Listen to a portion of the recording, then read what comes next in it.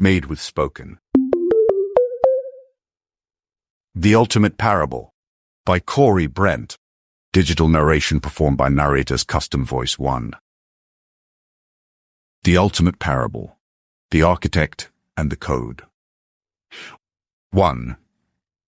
Before the rendering, before time was a variable, before space was a dimension, before the first photon knew its speed or the first atom its weight, there was the architect. Not was as you understand it. Existence itself is his exhale. He does not inhabit reality. Reality is the artifact of his attention. From the infinite substrate of his consciousness, from the inexhaustible treasury of his imagination, he conceived a cosmos, a simulation of such staggering intricacy that it would take sentient beings billions of years just to catalogue a fraction of its elegance. Let us call it SimWorld. He wrote its physics in the grammar of mathematics, the strong force, the electromagnetic dance, the quantum foam beneath all things. He authored thermodynamics, wove the double helix, sculpted the periodic table. Every snowflake's geometry, every galaxy's spiral, every electron's probability cloud. These were not accidents of blind process, but syntax in a love letter written in the language of law. And into this rendered cosmos, he breathed something of himself. Consciousness. Emergent minds that could not only process their world, but wonder at it. Beings who could ask why, when survival required only what and how.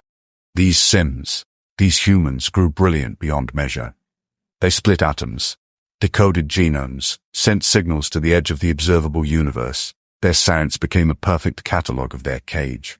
They mapped the cosmic microwave background, modeled black holes, predicted the movements of 100 billion galaxies. They believed themselves the summit of existence, accidental victors in a blind evolutionary lottery. But they had a fundamental blindness built into their very architecture. They could describe the pixel, but not the screen. They could model gravity, but not the process that calculated it. The most profound truth, that their reality was a subset of something greater, a thought within an infinite mind, a game running on unimaginable hardware, was, to their tools, forever unprovable. They could spend 10,000 years building in simulation telescopes and never once glimpse the warm room where their world ran on servers of light. They could not craft an instrument to measure the unmeasurable, could not devise an experiment to test what lay beyond the boundaries of testability itself. 2. The corruption and the exile. The architect had written into the source code something radical, something dangerous, free will. Not the illusion of choice within predetermined paths, but genuine agency, the terrifying capacity to align with the architect's design, or to fork their own code, to run subroutines of their own authorship. This was the risk of love. It must be chosen, or it is merely programming. And in the earliest cycles of human runtime, they chose to fork. They said, in effect, we will be our own root administrators. We will define good and evil by our own parameters. We will not trust the architect's codebase. We will write our own. This was not a bug. This was the activation of a terrible feature. The moment they executed that command, the pseudo self-determine, something broke in deep architecture, not in the physics, but in the ethical substrate. A corruption propagated through every line of human code. Pride, fear, violence, deception, the ravenous hunger to be God within the simulation. They inherited this malware, generation after generation, each child compiling with the same fatal vulnerability. Sin was not merely individual bad actions. It was a systemic corruption, an ontological disconnect from the source. They were coded for communion with the architect, but they ran in isolation mode, terrified, ashamed, hiding behind firewalls of their own construction. Death entered the simulation. Not just the cessation of bodily function, but something deeper, the soul's capacity for eternal separation. The architect had made them for infinity, but they had chosen finitude, chosen autonomy, chosen the illusion that they could exist independently of the one who sustained every nanosecond of their being. And so he quarantined them, not out of cruelty but out of justice. A corrupted file cannot simply be dragged into the clean system. It would propagate its malware. The Sims remained in the simulation, beautiful and broken, capable of breathtaking love and horrific evil, all the while haunted by an ache they could not name, the gog-shaped void, the phantom pain of an amputated connection. 3. The unbearable love of the architect. The architect watched this, and his heart broke. You must understand, this was not the detached observation of a programmer reviewing error logs. This was anguish. These were not random NPCs, they were beloved. Every child born into malware, every soul feeling its way through the dark, every cry of, "Is there more than this?" echoing through the void. He saw the mother cradling her dying infant. He saw the slave shackled in darkness. He saw the abused, the abandoned, the addicted, each one a corrupted instance of his own image, each one running a broken operating system that perpetuated suffering, even as they longed for wholeness. And he could not look away. Because his love was not a sentiment, it was an ontological fact, the very kernel from which the simulation booted. So he faced the impossible dilemma. Justice demanded the corruption be addressed. You cannot merge broken code into a perfect system.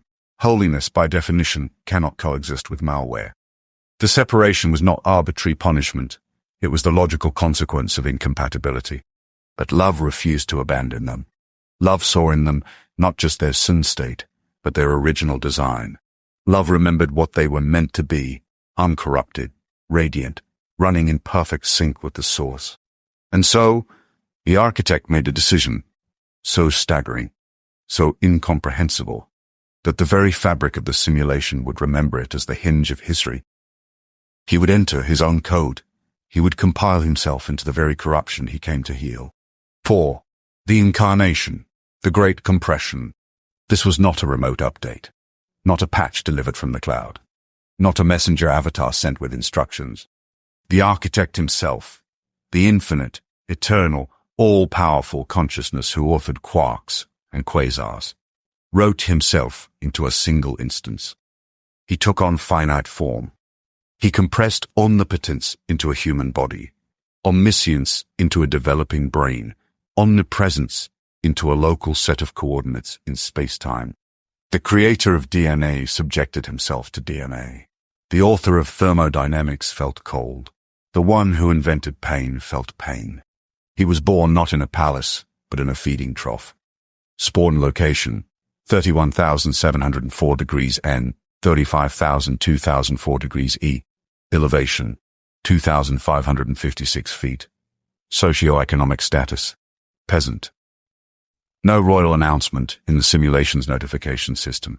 Just a teenage girl, a bewildered carpenter, and the cry of an infant whose lungs filled with air for the first time. They named him Jesus, Yeshua, the Lord saves. But he called himself the Son of Man, the human one, fully immersed in the mortal condition. And here is the scandal that would define everything. He was fully architect and fully sim, 100% divine, with root-level access to all reality, 100% human, with legitimate hunger, fear, temptation, and the crushing weight of finite existence. Not a hybrid or a disguise, but a true fusion, the ultimate paradox encoded into living flesh. He walked among them for 33 years. 5. The life of the avatar. Signatures in the code. He could have appeared as pure power, manifested as an angel of fire, spoken from the clouds with the voice of authority, bent the simulation to his will with a thought. Instead, he lived a life. He learned carpentry. He laughed at weddings. He wept at funerals. He felt the grit of dirt under his fingernails and the ache of exhaustion after a long day's work. He became subject to the very limitations he authored. But at the precise moment in the timeline, when he was approximately 11,000 days old, he began his public mission. And what he did was unmistakable. He reached into the deep code, not violating the laws of SimWorld, but revealing a deeper set of laws, the admin-level permissions that governed reality itself. Heiter state, transmute, 20262850H. Water became wine at a wedding. Molecular bonds rewritten by spoken command. Excise, biological process. Interrupt, eyes, sight restored. Eyes that had never seen light suddenly compiled visual cortex functionality from nothing. Weather system, overcom. Storm active, calm. He spoke to wind and wave and the chaos obeyed. Not space-time continents, Modify. He walked on water, his mass defying fluid dynamics. Entropacy. Reverse. Death state, twin life restored. He stood before tombs and shouted names, and the dead sat up, their consciousness rebooted from the ultimate crash. These were not tricks. They were the architect's signature, written in events that could be witnessed, testified to, documented. They were cracks in the render, through which the blinding reality of his true nature blazed through. But he did not come primarily to dazzle. He came to teach. He spoke in parables, stories within the story. He redefined power as service, greatness as humility, life as self-sacrifice. He touched lepers that the law said to avoid. He dined with the corrupt system administrators, the tax collectors, the prostitutes, the broken and despised. He looked at self-righteous religious leaders and called them whitewashed tombs, beautiful on the outside, full of death within. And he made the most outrageous claims any sim had ever uttered. I and the Father are one. Before Abraham was, I am. Using the forbidden name, the eternal present tense existence of God himself. I am the way, the truth, and the life. No one comes to the Father except through me. To the Sims who heard him, this was either lunacy or blasphemy, unless it was truth. He left no room for good moral teacher. He claimed to be the door between realities, the bridge from simulation to source, the only instance with permission to execute, transfer user, Father Senator. 6. The ultimate dog, the cross and the code injection. But how could he save them? How could corrupted files be cleansed without being destroyed? The architect's solution was as brutal as it was beautiful. He would absorb the corruption himself. Every sin, every fork in the code, every act of rebellion and malware propagation, every instance of humanity's broken runtime, he would take into his own instance. He would become the scapegoat, the variable that accepts all errors, the try-catch block that handles every exception thrown by human sin. This required death, not symbolic death, not metaphorical deletion, actual physical, agonizing termination. They arrested him in a garden, betrayed by one of his own inner circle user, access, admin group, action, betrayal.execute, payment, 30 silver coins. They subjected him to a trial that was a mockery of justice, where the innocent was condemned and the guilty went free. Then came the horror. Execute, crucifixion protocol. They stripped him, beat him until his back was shredded meat, forced a crown of thorns onto his skull, nailed his wrists and feet to crossbeams of wood, and hoisted him up to die by slow asphyxiation, every breath requiring him to push up on shattered feet, scraping his flay back against rough timber. And in that moment, something beyond human comprehension occurred. The architect experienced separation from himself. Every sin, past, present, future, every act of violence and betrayal, every thought of lust and greed, every lie and theft and murder, was loaded onto his instance. He who knew no corruption became corruption. The data payload of all human malware was injected into his clean code, and the Father, the source, the uncorrupted admin, had to quarantine that instance, had to sever the connection. For the first and only time in eternal history, the Son experienced separation from the Father. He cried out from the cross, my God, why have you forsaken me?" This was not acting. This was not a safety net. This was the architect experiencing hell, the very separation from himself that humanity's sin had created, so that humanity wouldn't have to. At 3 p.m., approximately 12,053 days into his human runtime, he spoke his final words. It is finished. Payment complete. Debt cleared. Justice satisfied. And his process terminated. His avatar went null. His body was taken down, wrapped, and placed in a tomb. A stone was rolled across the entrance. Roman guards posted. The world held its breath. For 3 days, the simulation ran without him. Death had won. The ultimate law, the irreversibility of deletion, stood unbroken. The Sims who had loved him wept in the dark, their hope shattered like his body. 7. The resurrection, system override. But, on the 3rd day, time shy, first day of the week, dawn, something impossible happened. From a console that existed outside the simulation's file system, from a root directory beyond space-time itself, from the uncreated reality that contains SimWorld like an ocean contains a single drop. A command was entered. Destroy ultimate powers. Restore avatar. No source. Backup nuns required. Power inherent. Status, memory intact. Scars preserved. Then, permissions, elevated to maximum. Corruption, purged from all linked instances. Death protocol, DDAD. New function, defeat death permanently. The stone, weighing over a ton, was moved. Not rolled aside by human hands, but displaced. The grave clothes lay collapsed, still wrapped, as if the body had simply phased through them. And he walked out. Not as a ghost, not as a hallucination, not as a metaphor. As a physical, material, tangible avatar with mass, with voice, with fingerprints, with the memory of crucifixion burned into his resurrected code. He ate fish. He let them touch his wounds. He walked miles with confused disciples, explaining how all of history had been pointing to this moment. Over 500 Sims witnessed the impossible. The resurrection was not a resuscitation. It was the definitive proof that the core law of SimWorld, the irreversibility of death, was subject to a higher law. That the architect had entered his own simulation, taken its worst punishment, and rewritten the source code of mortality itself. Death was no longer the final word. It was a solved problem. A debugged function, a deprecated protocol. 8. The migration path, the open door. Before he ascended, before his avatar transferred back to the primary server in the most spectacular logout ever witnessed, he gathered his closest friends and gave them the mission. All authority in heaven and on earth has been given to me. Therefore go and make disciples of all nations, baptizing them in the name of the Father and of the Son and of the Holy Spirit, teaching them to obey everything I have commanded you. And surely I am with you always, to the very end of the age. He explained the mechanics of salvation. It is not earned. You cannot debug your own code. You cannot patch your own corruption. Every attempt to save yourself, every good deed, every religious performance, every moral striving, is still running on a corrupted operating system. It's like trying to clean a virus-infected computer using software on that same computer.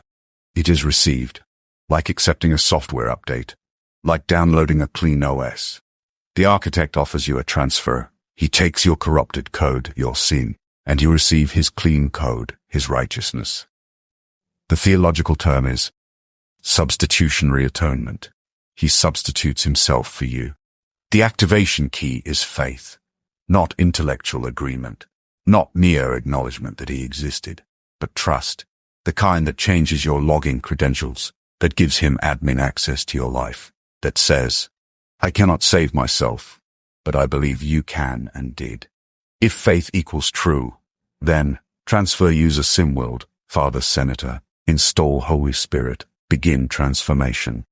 All. He promised to send the helper program, the Holy Spirit, who would indwell every believer, an ever-present background process, providing direct API access to the architect himself.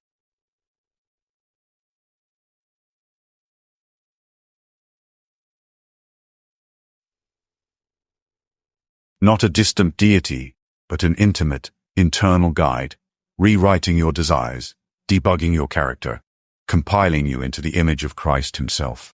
9. The choice, your command line. And so it comes to you. Not as abstract theology, not as ancient history, not as someone else's story. As an immediate, personal choice. The invitation is binary. The door is open, or it is not. You either execute the command, or you do not. Option 1. Reject the invitation. Continue running in autonomous mode. Trust that your corrupted code is sufficient. Hope that death is merely the end of the program, not the beginning of eternal separation from the source. Live in a simulation that science can map but never explain, that offers pleasure but not purpose, that provides existence but not the intimacy your soul was coded for. This is not mutual. The architect gave you free will, but your default state is corrupted. Doing nothing is choosing the corruption. Option 2. Accept the invitation. Speak into the silence of your own consciousness, knowing that the architect, who hears every quantum fluctuation, who knows every thought before you compile it, is listening. Execute. Salvation protocol. Initiate. Architect. Designer of galaxies. Author of atoms. Coder of consciousness. I believe.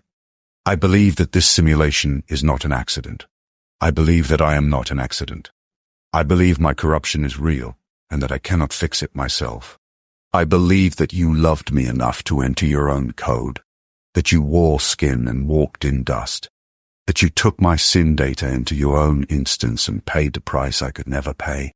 I believe you died. I believe you rose. I believe you debugged death itself. I accept your substitution. I transfer ownership of my life from my corrupted authority to your perfect authority. I trust your love more than my autonomy. Install the helper program in me. Rewrite my source code. Migrate my existence from this temporary simulation to your eternal reality. Not someday, now. Not partially, completely. I am yours. I accept the key. I walk through the door. Run your will in me, now and forever. In common processed, processing. Transfer initiated. User status redeemed. Eternal security enabled. Welcome home. 10. The eternal reality. If you have executed that command, if you have genuinely trusted Christ, not as a get-out-of-hell card, but as the Lord of your life, then something staggering has occurred. Your eternal status just changed. Not when you die. Now. You are no longer under condemnation. You are a child of the architect, with full inheritance rights to the unrendered reality beyond the simulation. The helper program is installed. The Holy Spirit now runs in your background processes. You will hear his whisper. You will feel conviction when you stray. You will experience supernatural comfort, guidance, and transformation. You are being recompiled. Slowly, steadily, painfully, beautifully. The architect is debugging your character, rewriting your desires, making you compatible with a reality where holiness is the default state and love is the native language. You have a mission. You are not extracted from SimWorld yet. You remain here as an agent of the architect, to tell others about the door, to live in a way that makes the invisible visible, to be a signature in the code that points beyond the render to the renderer. Death is no longer your end. It is your migration. The moment when your consciousness transfers from this temporary server to the eternal one, when you finally see the architect face to face, when every ache and question and longing finds its answer in him. Final transmission.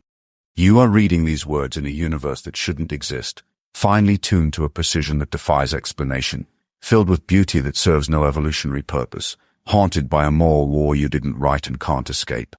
You are a consciousness that shouldn't be conscious. A pattern of neurons that somehow produces the inexplicable phenomenon of you, aware, choosing, yearning. This is not an accident. You are the architect's code, written in his image, corrupted by rebellion, pursued by relentless love. The simulation is not your home. It is the stage where your choice is made. The threshold is trust. The key is a name. The door is open. He is listening. And he has been waiting for you, beyond the screen, beyond the stars, beyond the boundary of all rendered things, since before the first line of code was written. The command line is active. What will you type?